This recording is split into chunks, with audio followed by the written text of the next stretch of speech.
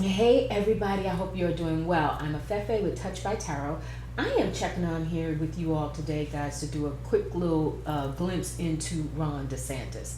I do not do this with pleasure, but it is just overwhelming. And even from a spiritual perspective, I've been like going to spirit, like, whoa, this guy is really in trouble. He is in deep trouble, you all. He is going down. Let's start with the fact that earlier today, news broke that I'm doing this on Tuesday, July 25th. Apparently, his motorcade had a little pile up. Nobody was injured, thank goodness.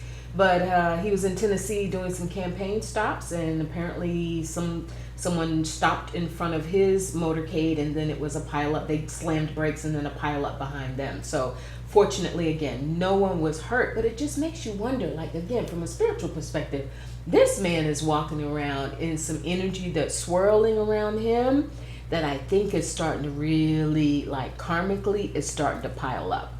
Couple of things. Been quite a week where Ron DeSantis is concerned, okay? We've all seen the stories around what has happened with the educational programs here in the state of Florida. That now, he came out yesterday, I believe it was, saying, it wasn't me. I didn't have anything to do with it. Bald-faced lie. This was his Board of Education that has been appointed by him. The work group that supposedly these brilliant Einsteins that came up with this nonsense. They were all, everything was done with his approval. He is mini Trump when it comes to demanding fealty from those around him. And again, these were appointed positions. So like, duh, we're not stupid. We know how this happened. Well, I heard that some organizations are even thinking about filing suit in regards to the curriculum now, the changes where they're just basically doing this whole revisionist history, and slavery was good for folks. It was a jobs training program. Like, okay, but here's what I got a little curious, and I went and I looked up because I saw in one of the articles that DeSantis referred to. He talks about the Florida statute that governs educational curriculums in the state, and it is Florida statute number 1003.42 for those who may be interested. Here's what it says specifically regarding what should be in fact, they call it required instruction in the schools. All right, here we go. Two things. It should be required instruction includes the history of the United States, including the period of early colonies, the War for Independence, the Civil War, the expansion of the United States, and the Civil Rights Movement to the present time. That's number one. Number two, more specifically, required instruction includes the history of African Americans, including the history of African people before the political conflicts that led to the development of slavery, the passage to America, the enslavement experience. I am reading this word for word from the Florida state statutes. I kid you not. The enslavement experience, abolition, and the history and contributions of Americans of the African diaspora to society. And it says students need to develop an understanding of the ramifications of prejudice, racism, and stereotyping on individual freedoms, and examine what it means to be a responsible and respectful person for the purpose of encouraging tolerance of diversity in a pluralistic society, and for nurturing and protecting democratic values and institutions. Word for word from Florida State Statute 1003.42.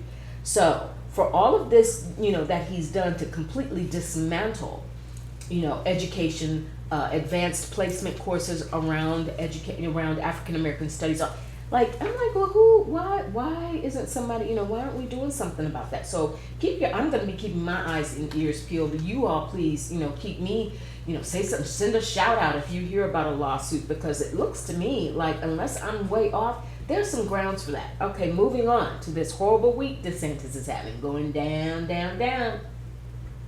Story broke, I believe it was yesterday. DeSantis has made a big deal about his stance during the COVID pandemic and how he helped keep Florida open. He mandated all these laws around masking, around vaccine requirements, that, basically Florida was a free-for-all. However, so he's saying that, like, look, I'm that guy. I'm that guy who bucked Fauci. He sold merchandise, don't mess with my Fauci or something like that. Like, okay, that's going to take me down another rabbit hole. But anyway, the guy is just, SCUM is the word of choice. Okay, but it's come out that in the New York Times, I believe it was, that during the Delta variant, remember we had those stages of COVID that came out. During the Delta variant, while DeSantis was really pro-vaccines for people aged 65 and older, after that he was like, who cares? Let the kids go to school and spread it and then take it home to grandma. Who cares, right? It says that, this story said that while Florida only represents about 7% of the population in the United States, you all, during the Delta, the height of the Delta variant, Florida state accounted for 14% of deaths. So in other words, the gist of the story in the Times was basically saying, look, this guy's out here, part of his why I'm so qualified to do this job and lead the country, but he literally caused unnecessary deaths based on his policies and making Florida, refusing to allow. I mean, it was a mandate. I put it down here on his website, Ron DeSantis' website, in 2021. COVID hadn't hit yet. 2021, he made prohibited private employers from requiring masks or vaccines. He prohibited schools from requiring masks for students. He made sure that school districts could not quarantine people. And he also opened up the doors that students or parents could sue school districts if they decided to go against his policies and require masking, et cetera, et cetera. So the damage he's done is not just in terms of his rhetoric and these diabolical laws that he's passed, but the New York Times article, basically put it out there and said, look, this man made people, because of him, people died unnecessarily. And those numbers are going to show up. And I think they're going to be spoken about more and more in the months to come. Finally, this was the one that rocked my world, and this is the one I'm going to pull a couple of cards on. I saw an article in the Daily Beast that ran yesterday, July 24th. The headline says, inside the DeSantis doc that Showtime didn't want you to see. Apparently, there was a documentary that was supposed to air in late May, right before DeSantis declared his candidacy for the president for the Republican Party. All right. Now, it was called, the title of the documentary was called The Guantanamo Candidate, because lo and behold, Ron DeSantis has made a big deal of having this military background, and he has. He's a naval guy, Harvard grad, naval guy, blah, blah, blah. But during Guantanamo, during the height of a lot of what was happening in Guantanamo Bay, this was around 2006. He was assigned there as an officer and a junior, it says here, junior level military legal advisor. But in this documentary that Showtime shut down the day before he announced his candidacy, all right, very key, that in this documentary, they actually traveled to different places like the United States, of course, Serbia, Yemen, and Israel, to talk with prisoners, former prisoners who had been held at Guantanamo Bay. Keeping in mind that a lot of what happened there was in the wake of 9/11, understood, but there were very questionable issues around how people were being jailed and held there indefinitely. One guy was there for 14 years, never had anything proven against him, okay? So we've heard some stories about that. We remember Guantanamo Bay was run amok. It was also, there were a lot of things that came out around how prisoners were being treated. So during this in this documentary, they're talking up to some of the former prisoners, and they were talking about their treatment and some of the waterboarding and the horrible tactics that were being used. Several of them placed Ron DeSantis there during that time, and this one guy said, let me see here, I'm gonna quote him. Let me find it quickly for you guys. I'm sorry.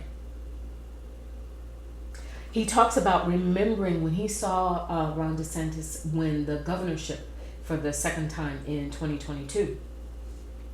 He says he was shocked, and he says, I'm looking at you. He could see DeSantis on the other side of the fence. This was while he was being force fed, because a lot of the prisoners there went on hunger strike to protest their treatment. Okay, and so Ron DeSantis came right out and said, in his own words, that he was in fact able to give advice to the commander, the naval commander, saying that force feeding was perfectly fine, and here's some ways that you can do it. He's on the record as having said, yes, I did tell them that. I did allow my experience. Here, it says here, he told his Gitmo commanders, hey, you actually can force feed, and here's what you can do, quote unquote. All right. So he was there. This is not made up, that Ron DeSantis was there around the time that these really horrible, horrific things were happening, the waterboarding, the force feeding. But this guy says, bottom line, when he announced his candidacy, when Ron DeSantis announced, there were people who asked him about this, and he went ballistic. He went off and called it a bunch of BS, like he just got really flustered and hot-tempered. And it makes you wonder, like, what is up with that when somebody really protests? It also makes you wonder, why is it that Showtime and also Roop has Paramount? Vice is the publication that actually put the documentary together. It was vetted, it was fact checked, all of these things. I mean, it was done to the T, and then the plug was pulled, and nobody's answering. Apparently, when the Daily Beast decided to run this story, nobody would come forward and talk about, well, what was the timing about that? Like, who made the phone call, who made the decision, and who decided to shut this down? Because surely the fact that he was there, and that he's like, oh, I didn't do it, just like he didn't do the Board of Education changes, right? It wasn't me, but he clearly was there. In his own words, he talked during his 2018 campaign that, in fact, he did advise the commander, saying that this force feeding was legal. But this other guy, and the one guy from Yemen, I'm not going to say his name, but he said, you don't forget somebody who stood there and smiled while you are being force fed through a tube up your nose to the point that you are vomiting and pooping, like literally horrific treatment, and that he remembers him standing there and smiling out on the other side of this fence. He was like, that is something, quote, he said, it scars your soul. You don't forget a person's face. It makes me think about, women who have been, who have undergone attack and rape and things like that, where you don't have to, it could be years and years later, and there'll be a particular feature or something about the assailant that you never forget. I happen to believe these people had no reason to lie. And I think it sounds like this documentary was done to the letter, to the T, which it would need to be. But the idea that somebody pulled it, just as he decides to announce, somebody pulled it. I want to know, I'm going to Spirit and ask now, did Ron DeSantis witness the torture of these people? And keep in mind, I have to say this film is, this taping is for entertainment purposes only. It is about dialogue and discussion. I was not there. Everything is alleged, all right, up to and including this story. But we need to understand the extent to which this person is not just, people said he's arrogant, he's angry, he's slippery, he'll do whatever it takes. He doesn't even have a decent platform. He's just about culture wars. He has built his persona and gained his fame based on being this defiant person who absolutely, if it's not, brown people, black people, red people, women, it's all about this toxic supreme masculinity. That is who he appeals to. He is definitely, we know this about him. But I am asking now, Spirit, did Ron DeSantis, for entertainment purposes only, please bear with me, did Ron DeSantis see, even though he may not have administered these force feedings, did he see this? Did he stand there and laugh? Did he observe prisoners being tortured in Guantanamo Bay? Indeed, he did. Ace of Pentacles at the bottom of the deck. It doesn't get any more yes than that. I knew that. You could tell by the way the quotes were used and the story was written that these people, and who would do that? You know, who would want to even recount the horrors of what they experienced in Guantanamo Bay, but for divulging some form of truth and probably being in utter disbelief that someone like that could, in fact, run for the president of the United States of America. In fact, one of the people even said, I feel bad for America if this is what's happening, because this person is inhumane. We have the Two of Cups.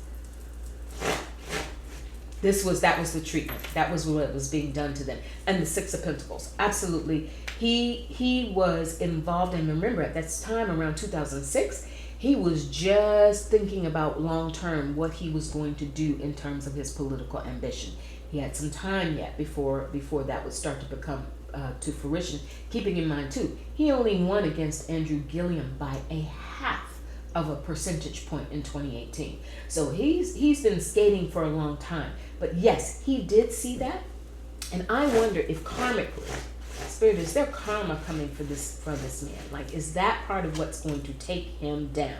We have the Seven of Swords. That's his deceptions that are coming forward more and more. We're learning more about just how inhumane. This is not just about racism with this man.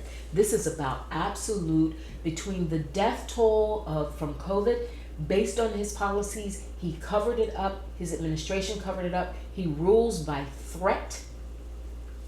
You know, he definitely rules people by threat. His legislature follows him around like little puppy dogs because he threatens them. Do you really want to go against me? That sort of thing.